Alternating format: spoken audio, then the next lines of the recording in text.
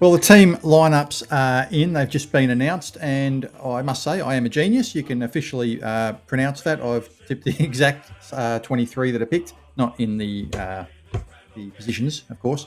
But look, I think it was a pretty predictable one. I don't think. I think after the pre-season, with the way most of the players were playing, it was pretty obvious the way Brad Scott was going to go with this. So Kako is making his debut. Obviously, Jackson Pryor also making his debut for Essendon. Kako, the only one who is on official debut overall in playing his first AFL game. And we have Jai Menzies, Saad El Hawali, and Tom Edwards as the emergencies. Hawthorn have brought in Josh Ward, and that's it for James Warple, who will be missing for about a month with that ankle injury. And that's the team. And I think it's a pretty solid team. Like I said, I've said quite a few times, I think we've had a pretty solid pre-season. And I think that was probably the obvious way the lineup was going to go. Interchange, Sartis and Hobbs, who I've stated a couple of times were our two leading possession winners in both the pre-season games. And they're both in the team, and I think they'll contribute. The key to the match here, I think, well, a lot of people say it's the midfield.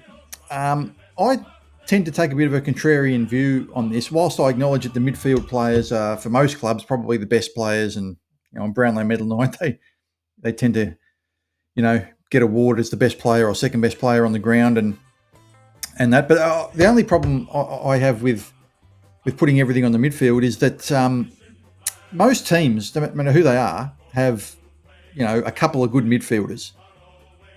And what ends up happening is that they tend to really just cancel each other out. We're not a great team, and yet we've got, Merritt can hold his own, and Martin and Shield if he goes in there, Hobbs, Sartis, Durham. It's not as if we're hopeless in there or anything.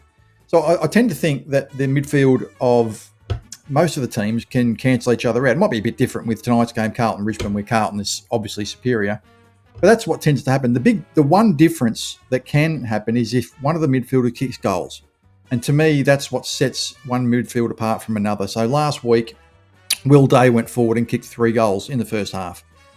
If one of their midfielders kicks 2 or 3 goals, well, that could be it. That will probably be the difference in the game. But look, if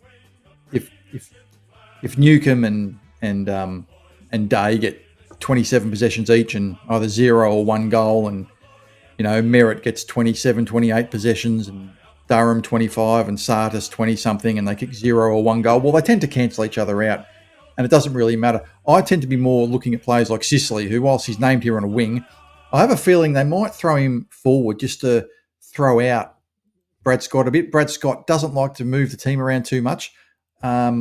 Sicily, of course, ended the match against the Swans forward. He started in the back line, and he's probably one of those. We don't really have a player like that can just go back to forward. And if you look at our team, our best defender is Ridley, but Ridley doesn't really go down.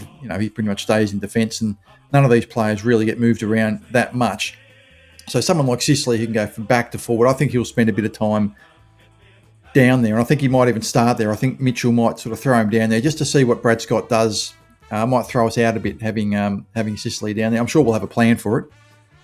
And I look at their smaller players who both had their smaller forwards who both had quiet games last week, Ginnivan and Watson. Now I do agree that they can be easy to shut down if you concentrate and you can you just play tight on them. But they had 2 pretty quiet games last week, and the only thing you've got to be worried about is if Nick Watson, he only needs 5 kicks, and if he gets 5 kicks, he could kick 3 goals.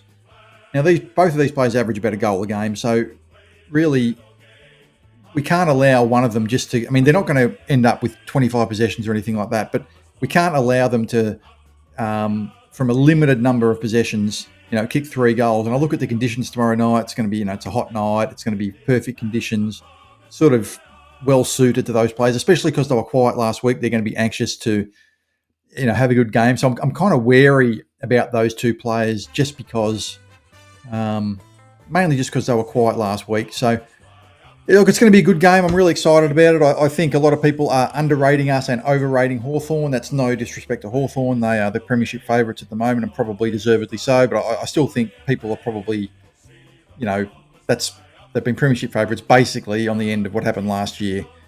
when they went out in the second week of the finals and on one match so far this year. I think people have overreacted to one match. And at the end of the day, we won 11 games last year. We start season strongly. I think we've got a good team on paper there. I think there's enough goals in that team. I really do. But it just depends. So many variables. Can we kick straight?